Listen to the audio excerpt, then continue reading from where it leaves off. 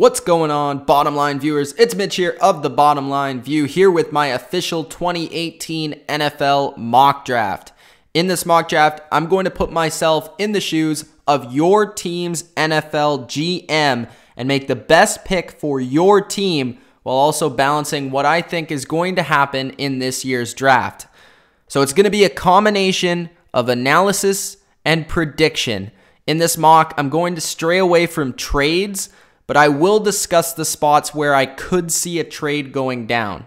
Leave your comments on who you think your team should take and whether or not you agree with my selections. Also, hit the like button and consider subscribing if you are new. All right, let's get right into the mock draft. At number 1, kicking it off with the Cleveland Browns selecting a quarterback. Now, which quarterback is it going to be? It's widely been discussed whether it's going to be Sam Darnold or it's going to be Josh Allen.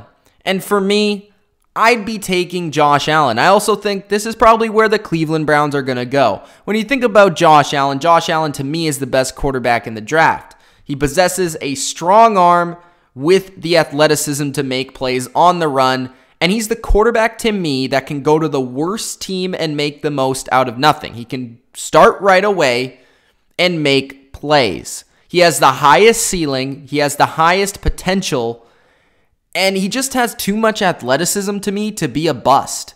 Even if he's not great, his arm is too strong, he is too fast and too good of an athlete, and cares too much about football with the combination of smarts to not at least be decent, while I think other guys have flaws in their game that are bigger than Josh Allen's. So for me, Josh Allen is the best quarterback, and I'd be selecting him number 1 if I was the Cleveland Browns. At number 2, I have the New York Giants. And the New York Giants, they definitely could trade back from this pick, or they could go quarterback here. But I think SAQUON Barkley is definitely too good to pass up. He's a once-in-a-generation running back. To me, he's like a David Johnson with better quickness. SAQUON Barkley could come in and he could help Eli Manning with a run game and also take some pressure off Odell Beckham. I have SAQUON Barkley going number 2 to the Giants. Sam Darnold is going to be the quarterback of the New York Jets. He's a big market quarterback of USC that transfers well to New York. Now, he's not my favorite quarterback, but he has very good pocket presence. He gets the ball out quick, and I think he could be a potential good quarterback in New York. I just don't see the number 1 pick upside with Sam Darnold, but I could definitely understand why a lot of teams would want him, and I definitely understand if the Jets were to pick him at number 3. At number 4, the Cleveland Browns selecting Bradley CHUBB. Now, Bradley CHUBB, the Cleveland Browns, they could definitely trade this pick, but I mean, come on, it's Bradley CHUBB, and they have to pick. You have the 1st and the 4th pick. Just pick a player, okay, Cleveland? They need defense. I think they also need secondary, but pass rushers are second to only quarterbacks in the NFL. And Bradley CHUBB is the best edge prospect in the draft. He's a very sound player who still has potential left in him.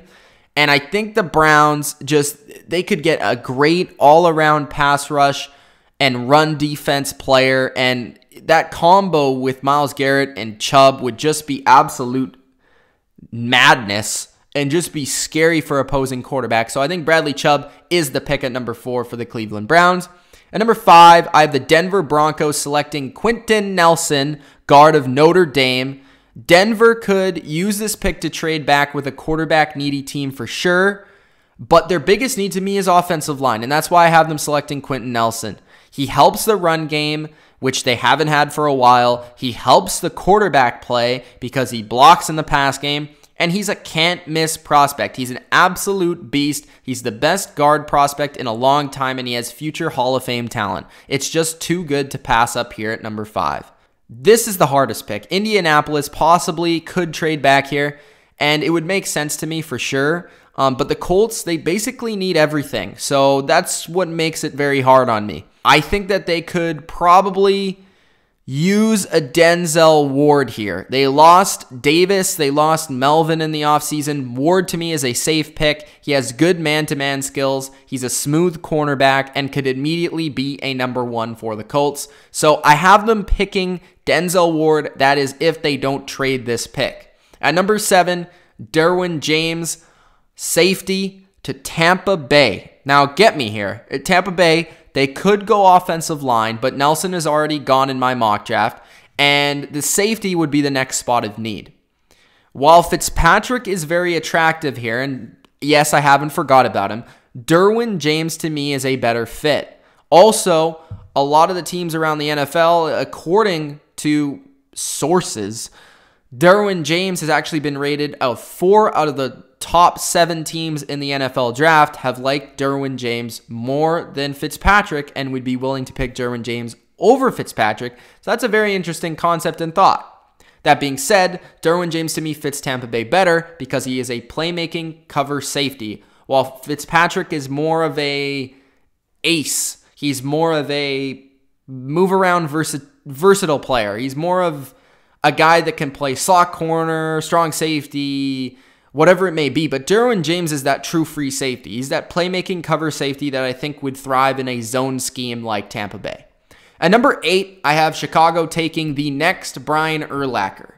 And Chicago already has a good defense, but they could definitely use the next Brian Urlacher, a playmaking linebacker in the middle of their defense. To me, Trey Edmunds is the next Brian Urlacher. He's a freak athlete. He has scheme versatility. He's a true 3-down linebacker.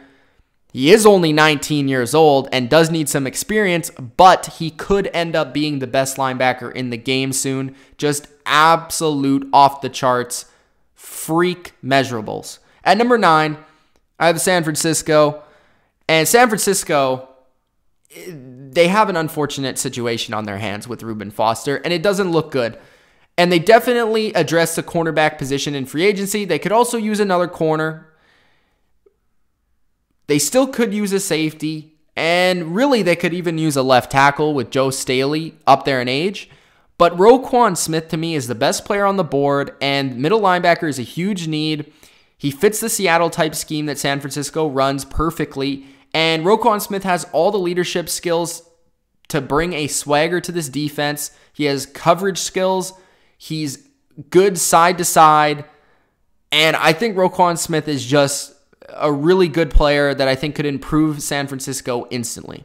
I have Oakland selecting what most people think is going to be a secondary player. But I think Oakland is actually going to address another position. They've put a lot of ammunition in that position in recent years. They've picked a lot of players at corner and safety. They've signed a lot of corners and safeties. And sure, there's an upgrade that's needed, but I see a bigger need. When I think about John Gruden, I think about offense. And when I think about John Gruden, I think about the quarterback. And who protects the quarterback? The tackle. Who's on the Oakland Raiders right now at tackle? Donald Penn. He's kind of old. And the right tackle position is a huge question mark for the Raiders. So that being said, I'm going with Mike McGlinchey of the Notre Dame Fighting Irish at tackle for the Oakland Raiders at number 10. To run Spider Y2 banana, you need protection for your star quarterback. So McGlinchey, he's the best tackle in the draft. He has the ability to be Derek Carr's best friend, and I think he's going to come in and start right away. Dolphins may be attracted by Baker Mayfield here, but I think they're going to go at least another year with Tannehill. So that being said, they just lost Sue. Let's replace him with another 3-letter defensive tackle, Villa. Villa has a rare combo of size, burst, and ability to just mess up entire plays from the defensive line. He's a complete defensive tackle that will bring similar playing style to Sue. He's on the edge, but he's not quite dirty. I have Villa going to the Miami Dolphins. At number 12, the Buffalo Bills. They could possibly trade up, but Buffalo got in this position to select a quarterback. And at this position, if they don't trade up, I think a quarterback's going to fall to them, whether that is Mayfield, Rosen, or Lamar Jackson. And to me, it's Josh Rosen who's going to fall right in their lap. The Rosen one is the best pocket passer in the draft. He has good accuracy, he has good smarts and recognition, and he is probably the most NFL-ready quarterback. But he does lack athleticism, but I think Rosen would be ideal with a decent system around him. And I think Rosen could definitely be what the Bills are looking for in a pocket passer here at number 12. At number 13, the Washington Redskins, they traded Sua Cravens. The versatile safety spot is now open on their roster, and one is sitting right there. Minkah Fitzpatrick can be a great chess piece for the Redskins' defensive scheme, and I think would fit perfectly.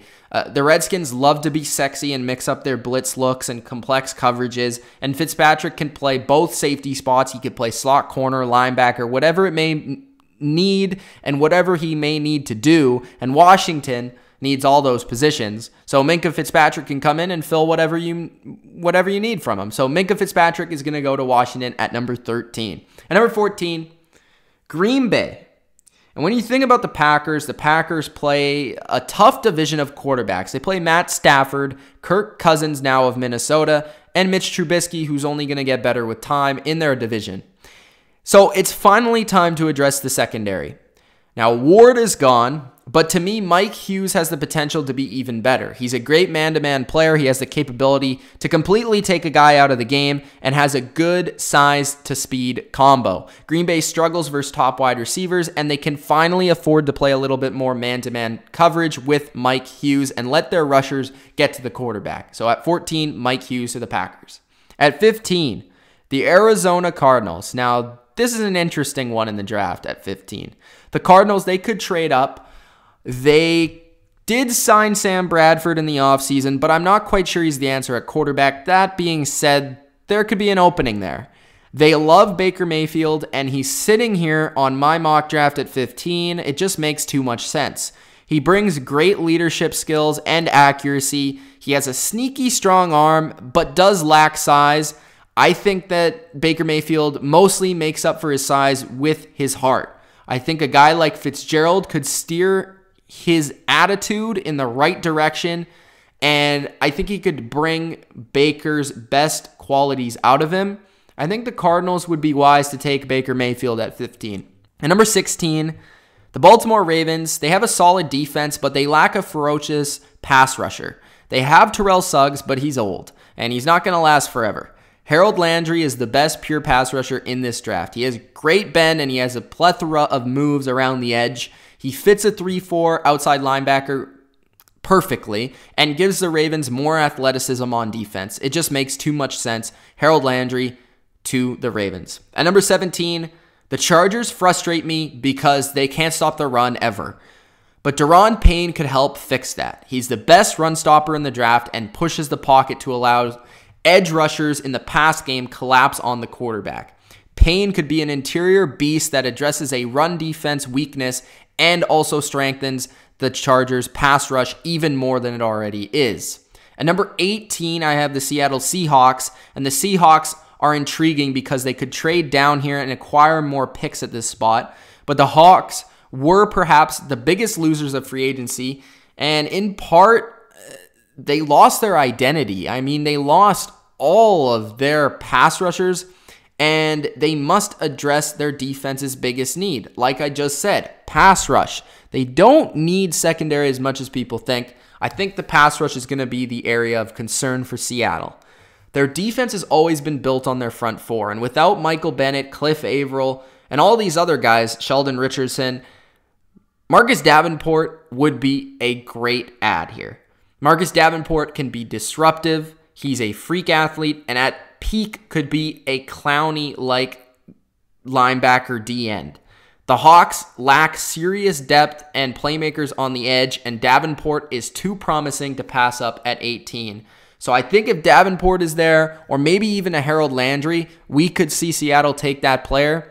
But if they're not there, definitely look for Seattle to trade back. At number 19, Dallas has been rumored to want to address the linebacker or defensive line positions, but if I'm Dallas, I go with a receiver. Their receivers are their biggest weakness on offense and was a huge weakness last year, even when Dez played. They can't create separation to save their lives. DJ Moore can do that, and once he gets the ball in his hands, he's dangerous. DJ Moore is the type of receiver that fits Dak's strengths and has the potential to replace Dez. Like I said, really good after the catch, also brings returnability. I think Jerry Jones will fall in love with a DJ Moore at 19. At number 20, Detroit, they could very well trade down from this spot. As we know, Bob Quinn, he loves to trade. Or they could pick a defensive lineman. But let's think about who the coach is. He's new to the team. but he does have his preferences. Matt Patricia, he loves cornerbacks. The Lions do need one, in my opinion. Slay would benefit from another stud on the other side, and JAIRE Alexander, to me, is a man-to-man stud cornerback that Patricia would love. Patricia, he can be creative with his front seven, but he needs corners to cover, and JAIRE Alexander certainly can do that with also giving some playmaking ability in the same way that Darius Slay does. So at 20, I have JAIRE Alexander going to the Lions. At 21, the Cincinnati Bengals, they don't have a ton of needs, honestly, and address linebacker through Preston Brown in free agency. But to me, offensive line is still their biggest need. Guard Will Hernandez, I think, could come in and bring some feistiness to that run game and help open holes for Joe Mixon, and there were no holes last year. So they need guards, and I think Will Hernandez is one of the best ones on the board. At number 22, Buffalo, they've already picked a quarterback in this draft and need protection for their future quarterback. They lost 3 starting linemen this offseason, so I think James Daniels makes a lot of sense here. Rather at guard or center, he can play either position, and he can come in right away at one of those positions and fill a need. So James Daniels makes a lot of sense for the Bills. At 23, New England. Now, New England has 2 first-round picks. They also have 2 second-round picks. They could use those picks to move up, and that move up would probably be looking for the future at the quarterback position. But there's a quarterback that's sitting here at 23, and the Patriots need to start thinking about replacing Tom Brady. Bill Belichick, he's often the first to catch trends in the league. Lamar Jackson has the skills to be a complete game changer. He can learn the system that he's already kind of familiar with from his days in Louisville, and the Patriots can start applying plays for his skill set. Also, Josh McDaniels did draft Tebow, so he had thoughts in mind for a mobile quarterback. Lamar Jackson, do it New England at 23. At 24, the Carolina Panthers have quite a few needs, actually, for a team that made the playoffs. Cornerback is one of them, but I don't see a clear-cut cornerback at this spot. Offensive line is another, but there's been a run on guards recently. They could trade back, or they could just take a receiver that would complement Cam Newton. Calvin Ridley is a really sound, all-around good wide receiver, great route runner, and has the ability to separate. Some people have even compared him to Marvin Harrison. The Panthers, they really need a receiver like a Calvin Ridley. I think he's a really safe prospect. I understand that the Panthers don't love to pick this position, but if they want to get the best out of their quarterback, they need a Calvin Ridley type player. At 25, I have the Tennessee Titans with Leighton Vander Esch, linebacker, and let's think about the Titans. Oh, they have Mike Vrabel. Mike Vrabel is their new coach. He used to be a linebacker. Oh, okay. A linebacker who could play what? Inside or outside? Well, what do the Titans need? They need an outside or an inside linebacker. Insert Leighton Vander Esch. He fits the bill, and he may even remind Vrabel of himself. At 26, I have the Atlanta Falcons, and the Falcons, they've lost a couple key defensive linemen. They also need more big people inside to combat power running teams. The reason why they lost to the Eagles is because they couldn't take the power run game. TAVEN, BRYAN has a freaky skill set for an interior defensive lineman. He has great burst and quickness off the line, but he's also big enough to take on blockers. The Falcons find another defensive lineman to throw in the rotation, and he helps their run defense. At number 27, New Orleans. And the Saints honestly don't have a ton of needs. They're kind of a team that can make an FU pick here and just pick whoever they want. The Saints, though, I think have needed a tight end since the departure of Jimmy Graham. And they were also really heavily interested in bringing him back this offseason, which makes me believe that they'll be looking for one in the draft. HAYDEN HURST, to me, is probably the best tight end in the draft, and he has a complete skill set, the ability to catch, the ability to route run, and the ability to block. And he's good after the catch. The Saints could utilize him in their screen game, which they love. And he's a good route runner. He kind of reminds me of Greg Olsen. I think a tight end would make this offense just another level dangerous. HAYDEN HURST to the Saints at 27. The unfortunate situation with Ryan Shazier has opened up a major need for the Steelers. A complete middle linebacker. Steelers, Meet Rashaan Evans, who I love, a great all-around backer, familiarity with the 3-4 scheme at Alabama. He has the ability to rush off the edge. He has good size and speed. Evans brings great leadership and a winning pedigree as well. I think the Steelers will love him at 28. At 29, the Jags, they really don't have any holes, other than quarterback, of course, but let's not talk about that one. Maybe they trade back. I'm not sure. Really, the Jaguars don't have any holes. They could go with slot cornerback. That could be addressed. Linebacker is a need, but most of them are gone. I think they go with the best player on the board, and they've shown an interest in bolstering their offensive line. I think Kolton Miller makes sense here. The best tackle on the board. They've struggled a bit in pass protection last season. I think Kolton Miller will help fix that at 29. Number 30, Minnesota is an elite team with really only 2 needs: offensive line and defensive line depth. They could go either way here, but I think to me the bigger need is the interior of the offensive line. I really like what Isaiah Wynn brings to the table. He's a very sound interior lineman with really no weaknesses. Good balance and strength, good in run and the pass game as well. He can immediately be a starter for the Vikings. Plus, you do need to protect your big money man, Kirk Cousins. And number 31, never count out a Patriots trade here. But I do think that the Patriots could go with a front 7 player or possibly also a cornerback. Ever since I watched Lorenzo Carter, though, I just thought he screamed Patriot to me. He's a great cover linebacker. He also has the ability to rush from the edge and has versatility to move inside or outside. He can run with the backs. He can run with even maybe slot receivers. Trust me, the Patriots need cover linebackers, especially since they got rid of Jamie Collins. I think he brings great athleticism, and that is exactly what the Patriots need. At number 32, the Philadelphia Eagles. This is another team that doesn't have a ton of needs. They could go and move back into the second round. Wide receiver is a possibility here. Cornerback is a possibility, but I think the Eagles have to start thinking about replacing Peters. And also their interior linemen are leaving at some point as well. Connor Williams of Texas addresses those 2 positions, gives them depth, and we know how much the Eagles love the offensive and defensive line depth. Well, that's my first round mock draft of 2018. I hope you guys enjoyed this one. If you did, hit that like button, subscribe to the channel for more NFL draft coverage. We're going to have a live reaction video here on Thursday. Myself, AC, reacting live to the NFL draft, addressing and analyzing every pick and going through it. It's going to be a lot of fun. I hope you join us then. But from Mitch of the Bottom Line View, hope you enjoyed once again. Subscribe, like the video, and peace out.